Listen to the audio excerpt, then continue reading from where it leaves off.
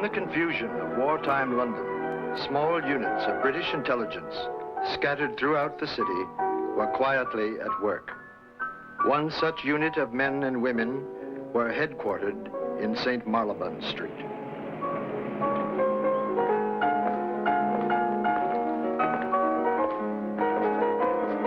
Ah, Lily. Hello, Hodges.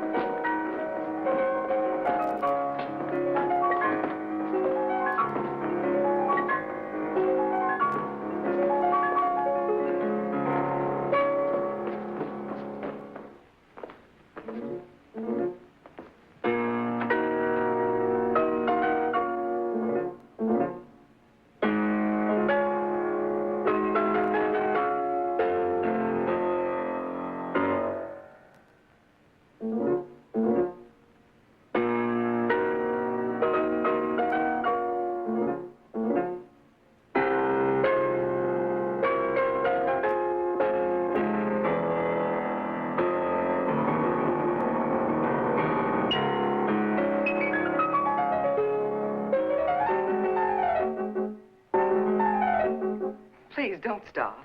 Oh, I don't play much anymore. Just saw the piano here and, well, there was no one about. I love that one. It's Chopin, isn't it? The Scherzo in B minor? B flat minor. It is a scherzo in B minor. It's a very justifiable mistake. I don't believe we've met. No, we haven't. Douglas Elliot. Lily Martin. Yes, I know who you are. Really? How? Well, if you must know, I asked. Now that we're on intimate terms, I think it only fair to tell you that you're very unpopular here with the military. What am I accused of? Being unfair to organized bachelors who feel the necessity of your company at dinner. Now, you think that over and you'll see that we have got a point. I'll give it some serious consideration. Bye.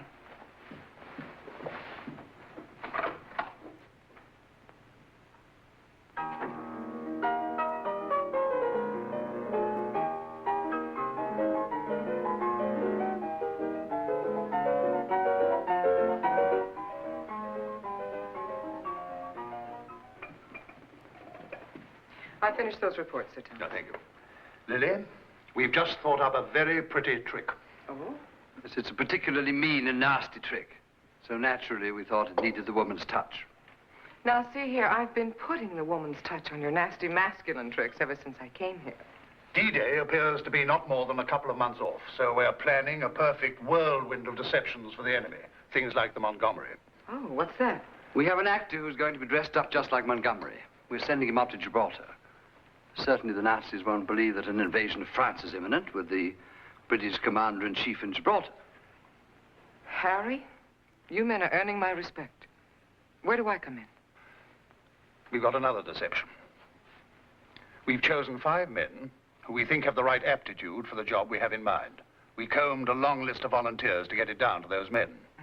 What's this deception to be? Well, very soon, the man chosen will be dropped by parachute into France. He'll have vital information about Allied airborne troops who are to attack and seize an airfield. A part of our prelude to the invasion. Go on. Well, the fly in the ointment, as far as our chosen man is concerned, is that the Nazis will catch him before he makes contact with the French underground. They'll give him the treatment with all their little refinements. He'll talk, spill everything he knows, and when he does, the Nazis will divert a sizable force to the defense of the airfield. But the information they get out of our man will be false. Exactly. But what's my function? You are to choose the man who is to jump. He'll be one of the 5 men on this list. Well, perhaps he should be an actor like the Montgomery deception. No, this man has to be genuine. A patriot who completely believes that the information he has is vital, so that when he breaks, it will be absolutely convincing.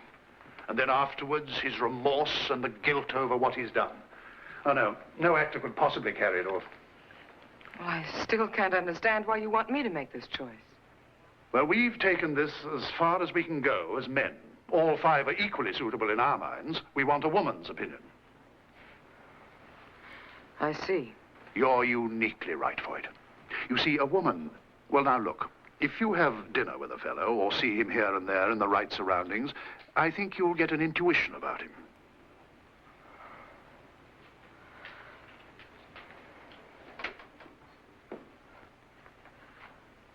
we need special attributes in this candidate. Do or die. Anything for England and the girl I love, you know. But he must be a physical coward who cannot endure punishment. That's very good, Harry. The whole plan's wasted if he doesn't crack under pressure. We need a sort of daredevil weakling. A coward, a weakling. And I have to choose the weakest man on this list. Well, let us say the most sensitive. We leave it to your judgment. Ralph Evans, Derek Lestrange, Douglas Elliot, Philip Nash, and John Foreman. One of these men will turn traitor to England and never know he's being a patriot. That's it, my dear. I thought I was unshockable, but I'm not. The men are waiting to be interviewed out there. Yes, sir.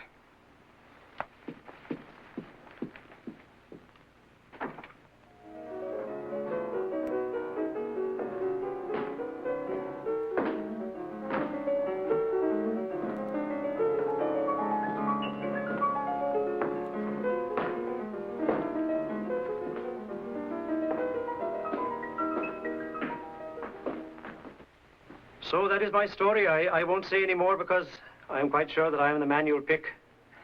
We'll see, Evans. Thank you. Thank you, and good day, Miss Martin. Good day. Shall I send the next man in? If you please.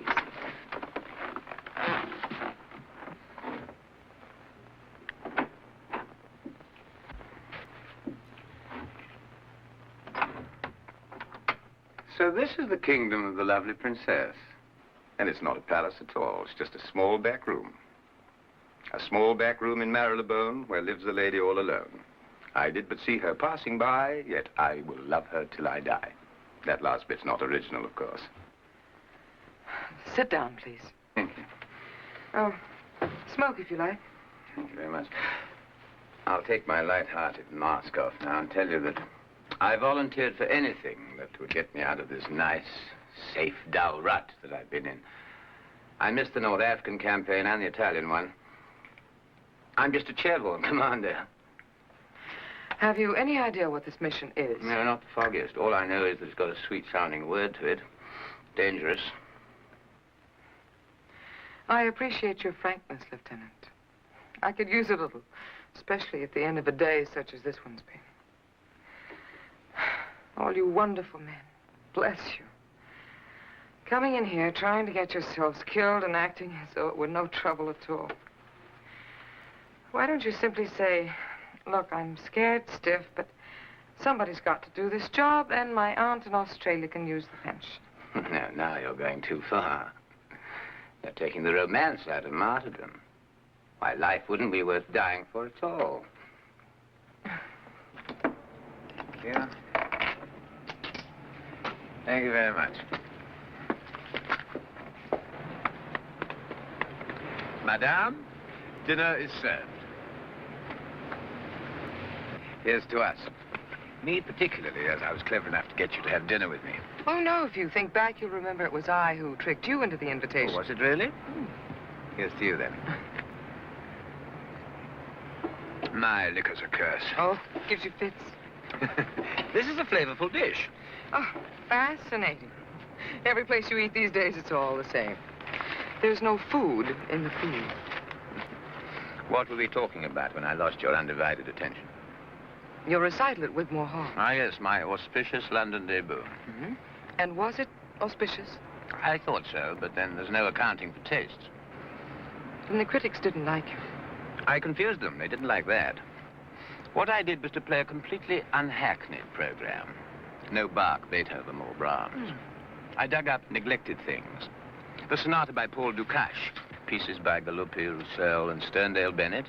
I never heard of any of them. There you are, see? They said I had style and technical skill. But until I condescended to play at least something from the standard repertoire, judgment as to the extent of my interpretative powers must be withheld. However, they said building a program like that was a valiant thing to do. And that's what you wanted, wasn't it? I beg your pardon? Well, it seems to me that You thought you'd get credit for doing a brave thing. Yet at the same time, you took no chances at all of getting hurt. You see, you drew the critics' teeth in advance. So they had no way to get at you by their usual standards. So you're a deep one, aren't you? Do you suppose there's anything to that? Oh, no, I shouldn't let it bother me if I were you.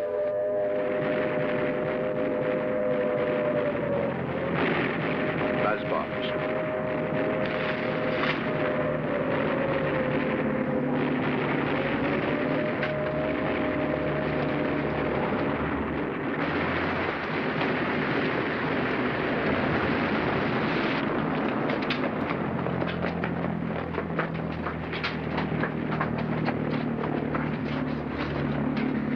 Why can't those devils fight clean?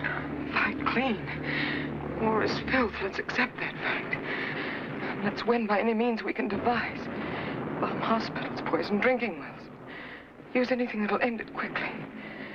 Germans are realistic. Why can't we follow their example?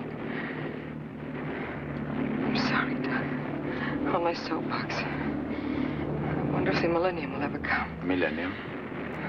When women will perhaps be allowed to be natural. Our mothers had to play it being afraid. We had to play it being courageous.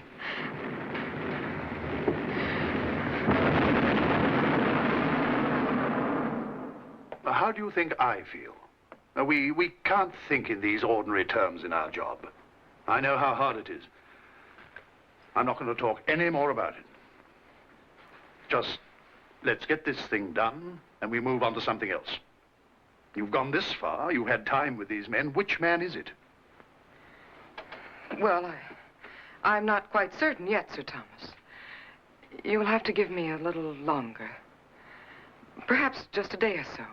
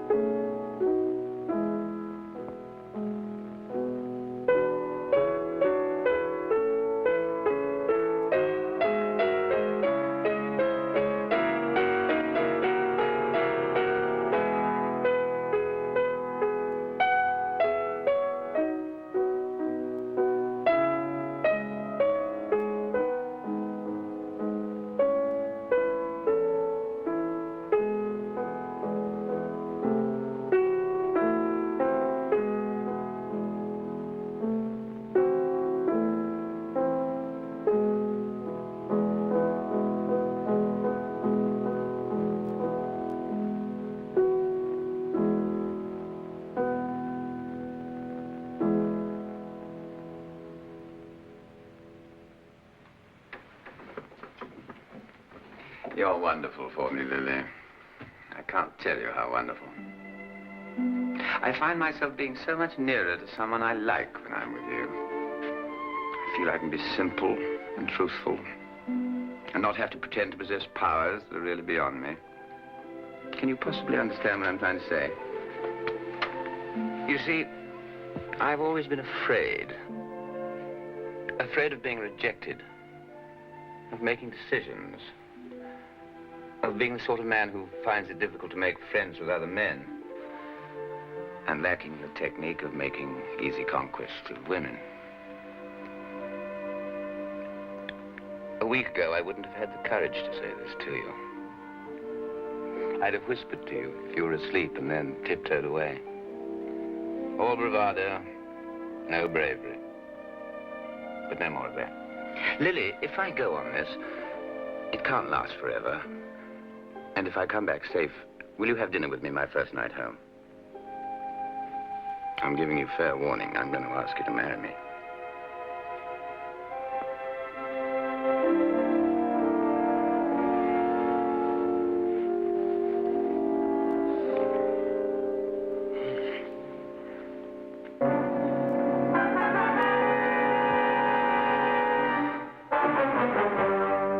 No, I shouldn't think so, no. except... What do you say? Oh, no, my... Well, yeah. Well, if... Well, send the report into headquarters. Yes. All right. Bye. Well, who? Which man is it? It's Douglas Elliot.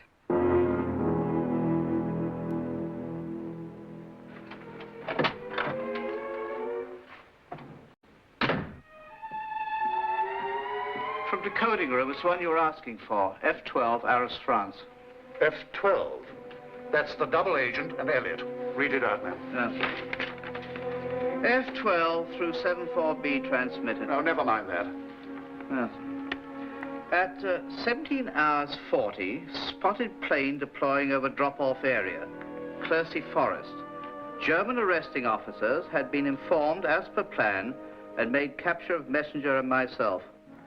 The messenger was interrogated immediately upon the arrival of the SS. When he refused to talk, physical means were employed to coerce him into disclosing information. Frankly, we know that nobody arrives in France these days from England just for a visit. We also know that big plans are afoot concerning movements of Allied forces. And we are quite sure that you are bearing information which it would be valuable for us to know. Perhaps extremely valuable. I'm a prisoner of war. I've told you all I can. You don't wish to talk to us about the information? We really need to know it. No. We've been doing a little investigating. We are told that you're a concert pianist. Isn't that wonderful? How I envy you. I myself am extremely fond of piano music. Would you be kind and find it in your heart to play for us some evening? I don't think so. Oh, I would love it so. Tell me, what do you think? What is your opinion of von Weber's Concertstück for piano with orchestra? Trivial and bombastic. Oh, I'm sorry you feel that way. It's one of my greatest favorites. Yours, of course, is the professional opinion. I bow to it. Just once more, I really have to ask. You decline to discuss the information which... Yes.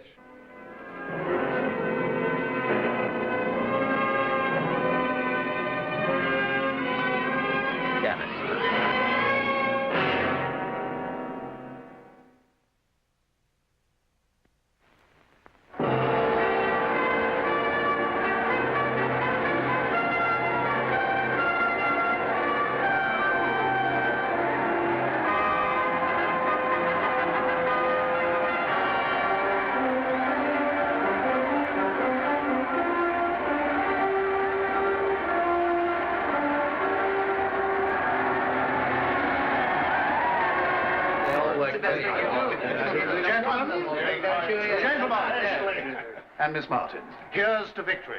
Here. I think the Maribon section of British intelligence can well be proud of its contribution.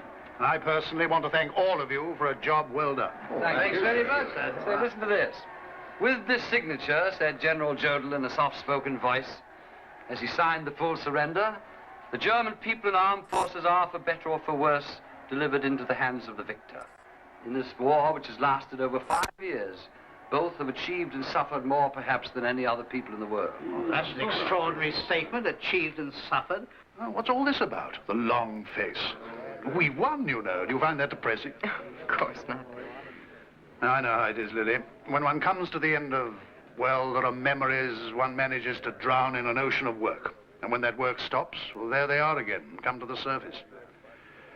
You're thinking of your husband, hmm? No, Sir Thomas. Not of him. I accepted his loss quite some time ago. Before I left Canada, in fact. Dunkirk was 5 years ago, you know. Now, I wasn't thinking of Paul. Not just today, I mean. Oh. Frankly, I was thinking of... Elliot.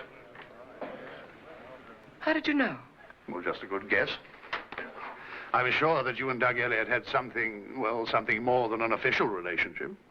Well, I hadn't thought anyone... Oh, dear. Why is it people on my own staff are always astounded that I know anything, that I have any powers of observation? I'm in the British intelligence. I just might be intelligent, you know, besides being British. Now, what about Elliot? That was hard on him, wasn't it? I think his story should come out now. Oh, do you? Well, yes, the people of this country certainly ought to know what he did for them. I'm afraid that's out of the question, Lily. We could never permit that information to be released. You can see the point, I think. It was a good trick, a very good trick. And that is the most cold-blooded thing I've ever heard. well, I have a cold-blooded job. I was chosen for it because there's something distinctly fishy about me. Now, I don't think it's important to you that the public know that you... But that Doug Elliot know. At least he should know the truth now. Ah. But who's going to tell him? Will you? What will it do to him to find out? I dare say it's the kind of thing that ruins a man's life. His life is pretty well ruined right now, wouldn't you say? Yes, probably. Do you know where he is? No. I have a feeling he isn't in England. I think if he were, somehow I'd have known. Lily, this is none of my business. But then hardly any questions I ask are. Were you in love with him? Yes. Are you now? You can't predict people ever completely. But I should say he's going to hate whoever tells him. And he'll consider your part in the affair as unforgivable. I mean it.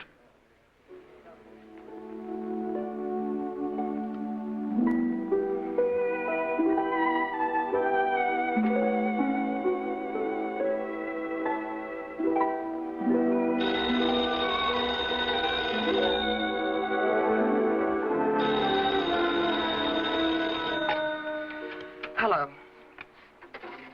Yes, this is Lily Martin. I'm Mrs. Almost. You do remember me, don't you? Have you heard from Mr. Elliot?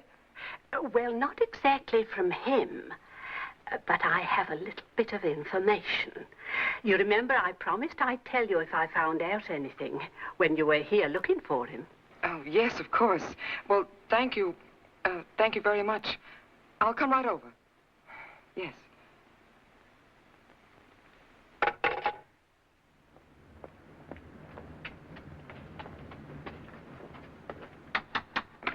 It's just awful what war does to friendships when it's all over. Or is it the peace that does it? You and Mr. Elliot were such good friends, weren't you? I remember I used to stand in the lower hall of an evening when you were there, listening to his playing the piano for you. The piano. It's gone. Where is it? That's what my little bit of information was about. Seeing as how the piano belonged to Mr. Elliot, the rest of the furniture's mine, you know. Yes, it was a genuine French piano. Came from Paris. Yes, I know, but what happened to it? Well, I was instructed to send it off. Send it off? To whom? To the governor in the West Indies. Yes, the cottage people rang me up. They had papers showing the sale of said piano. Yes, I know. Where in the West Indies? His Majesty's Island of St. Elspeth. B.W.I.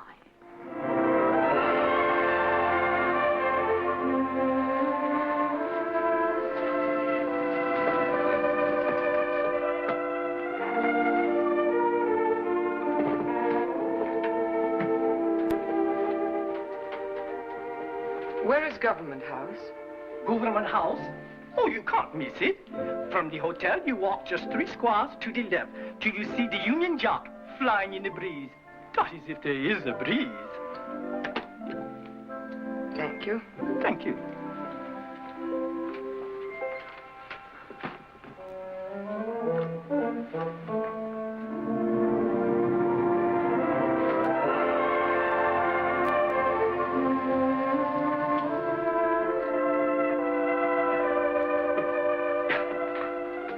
His Excellency will join you in a moment. Please make yourself comfortable, ma'am. Thank you.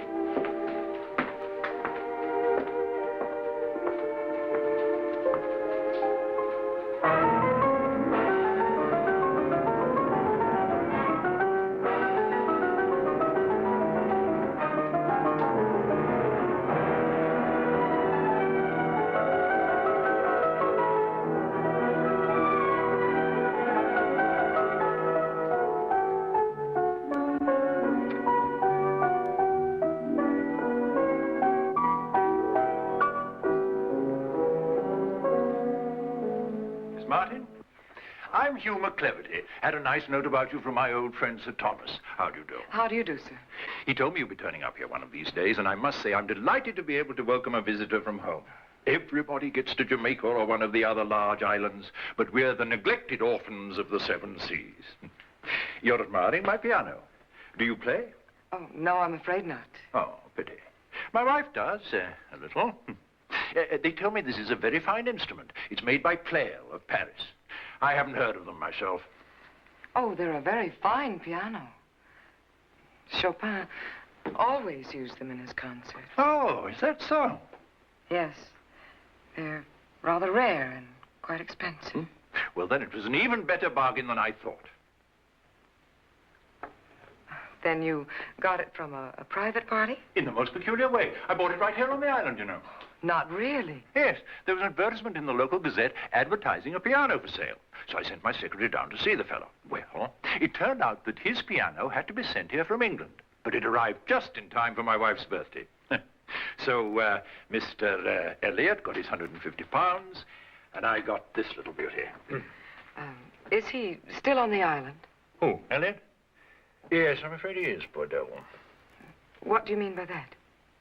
Well, he's sort of beach coma, if you know what I mean.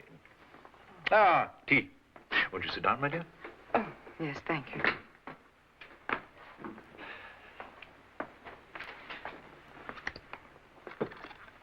Oh, has Mr. Elliot, that is, since you've had the piano, has he ever come over to play? Refused. We asked him very nicely. Of course, that was before we realized how badly off he was. Morally speaking, that is. Hard to make friends with a man who's so demoralized. Well, has he money or a job or what? Doesn't do anything so far as I know. Wouldn't be surprised if he's still eating. Drinking would be more like it, I'm afraid. Off his piano money down at that bar. What bar? Oh, the Pars on Queen Victoria Street. I'm afraid he's not the sort of citizen to whom England can point with pride. Perhaps he has good reason for the way he behaves. You sound as though you know him. I do. Oh. You realize, of course, that what I've been saying is largely hearsay. Do you intend to see him while you're here? Yes, I'm hoping to. You see, we met during the war. He was in the army. Oh, an army man. Oh, well, of course, in those circumstances,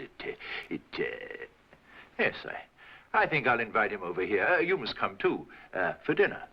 You might be able to persuade him to play the piano for us. Nothing like a return to former hobbies for restoring a man's morale, is there?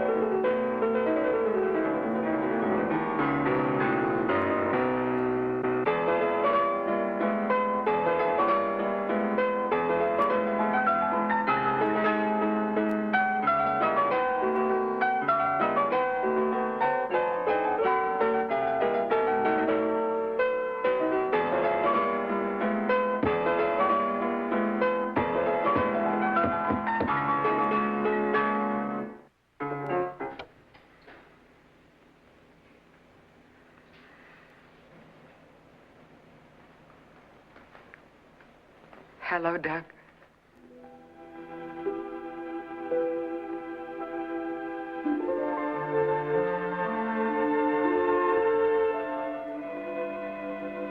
Why, what do you know? Miss Lily Martin.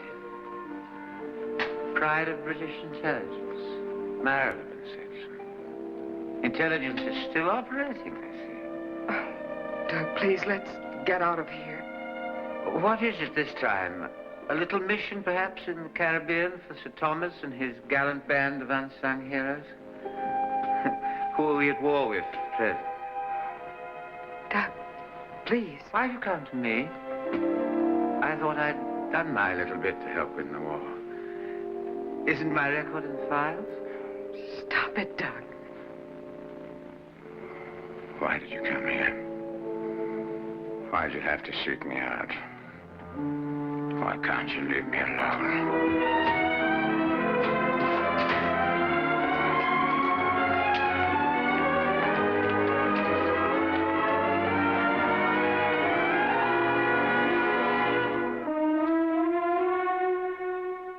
The island is simply overrun with all kinds of the most gorgeous flowers. A perfect riot of color. It really is. I'm writing a little book about them to send back to all our many dear friends in England. Now, these are called... oh, dear, it's so frightfully difficult to remember all their names. Hugh, dear, what is the name of these flowers? Anthuriums, my dear. Oh, yes, of course. What is the time, please? Later than I hoped. I really did think he'd show up for dinner. Are you sure he got the invitation? Oh, quite sure. He may still come, you know. Our guests are going to be disappointed if he doesn't. They wanted to hear him play.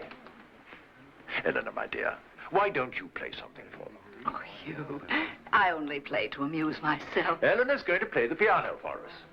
Oh, well, if you all think that you can endure it. Oh, please do.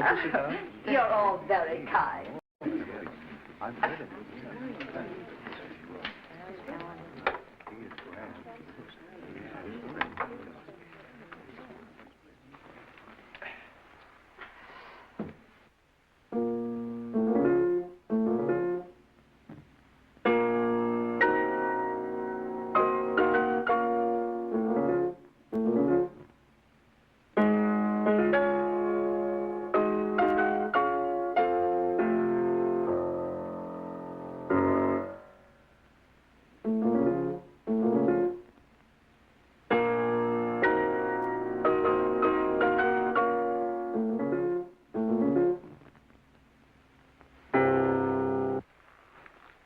You invited me, I believe, sir. Well, I'm here. And of course, you expected me to play the piano, didn't you? Did you expect me to play with this?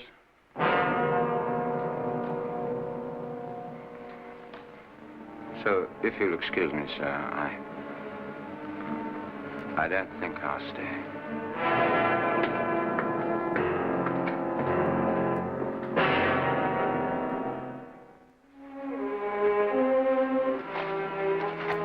You find him in there, Mom. Thank you, Trevor.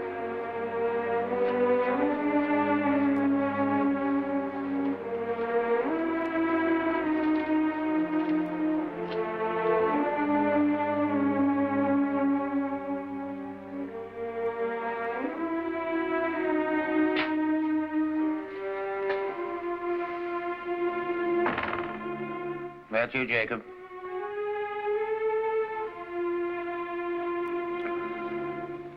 Why don't you go away? You can't just go on ignoring the fact that I'm here, Doug. My, this is like a storybook. A house by the sea on a tropical isle. Did Sir Thomas send you here? No, he didn't. How did you know where to find me? Well, your landlady told me where the piano had been shipped, so I followed it. Why? Well, you stood me up, you know. You did promise that if you got back safely, you'd dine with me your first night home. Oh, a wartime promise.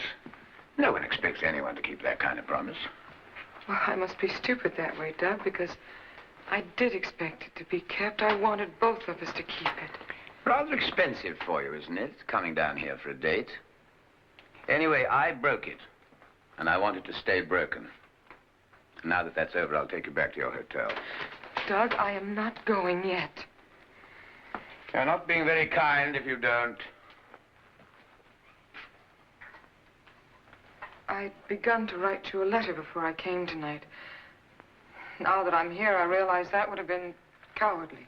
And you do know what is and what is not cowardly, don't you? Yes, I do. Well, then, of course, you know all about me. And you are not a coward. Don't be polite, Lily. It doesn't convince anybody. You were very brave. Yes, of course. Strode into that little back room in St. Marylebone like a lion, roaring with courage and brave speeches. But there was a little back room in occupied France where the noble lion squealed like a rat. And rats don't like company when they're at bay in their holes. It's no use trying to smoke them out. They'd rather die where they are. Oh, Doug. Oh, go away, Lily. Go away. I can't bear you to look at me. I can't bear it. Well, Doug, listen. Don't pity me, Lily. I have a very deep respect for you. Fine lot of respect you'd have had for me if you'd seen the way I cracked when the Nazis started to put on the pressure. That would have changed nothing for me. Neither my respect nor my love. You can't mean that. Yet when I was in that prison camp, I wanted nothing else but for you to keep on loving me. I wanted you to understand me. I used to dream. And in the dreams, you didn't despise me. When I tried to speak to you of all those men who must have died because of what I'd done, you kissed me on the mouth.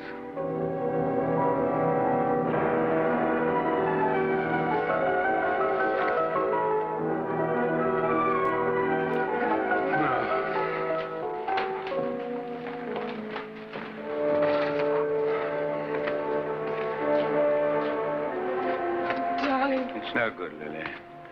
It's too much to try and live down. Why did I ever volunteer for that mission? You volunteered because that's the way you are. Oh, it's old bluff. Trying to be something I'm not. We all do things like that in our own peculiar way. You told me of my peculiar way once, didn't you? When we talked of my piano playing. You said I was getting credit for doing a brave thing by playing neglected works, at the same time avoiding taking any chances of getting hurt. But finally it caught up with me. I did get hurt. It caught up with me, all right. The Nazis called my bluff. Doug. Go back to England, Lily. You're the sort of woman who wants to marry the blind, crippled soldier home from the war. You want to do the right thing. But I'm not the disabled hero you're looking for. I'm a traitor. I'm a yellow dog. Everybody knows that.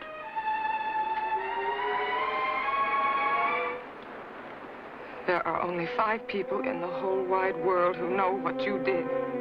And you are not one of them. Oh, what sort of mad toast that? Anyway, it's too late. Dearest, can't you guess what you did? Can't you see what the truth is? I know the truth. I've lived the truth. No. You don't know the truth.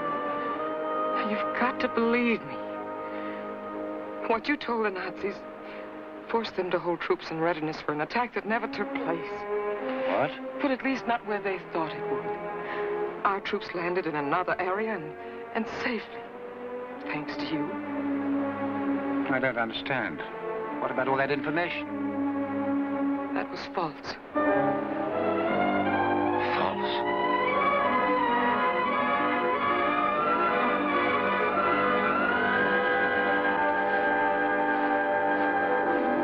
Did you know it was false?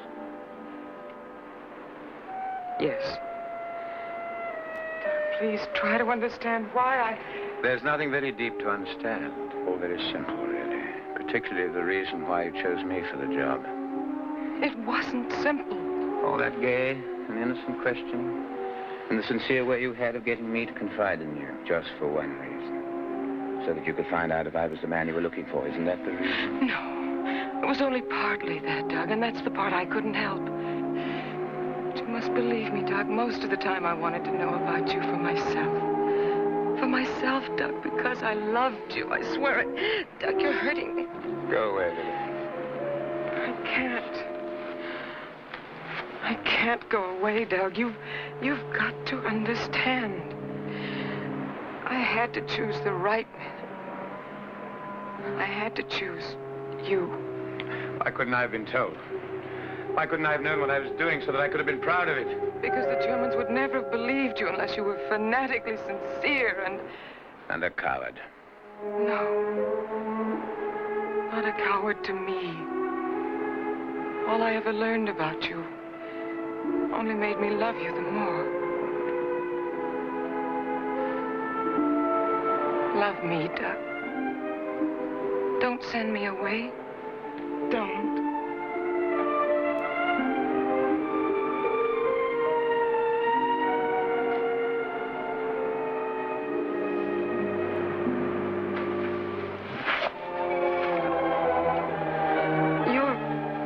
You're pitiless, aren't you? You hate yourself for what you did, but you hate me even more for knowing it. I don't call it cowardice because you couldn't endure what nature didn't make your body able to endure. But you can't see that. No, you've got to destroy both our lives by your hatred.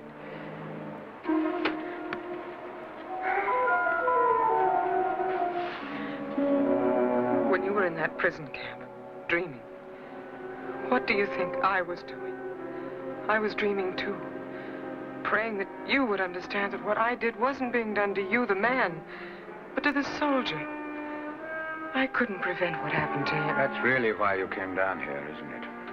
A sentimental journey for your conscience. Your conscience. And I almost believed it was because you loved me. I do. You mix your conscience and my cowardice and call it love? Well, call it anything you like. So it isn't perfect. That shouldn't matter. Not to either of us. Doesn't it matter if it shows our weakness to each other? Well, at least we aren't lying. And where do you find the perfect love without any guilt or shame or weakness in it? Where? I thought I had it once.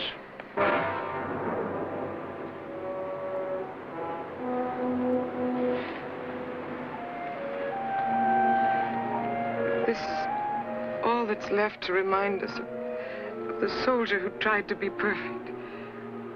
Couldn't the man settle for something a little less?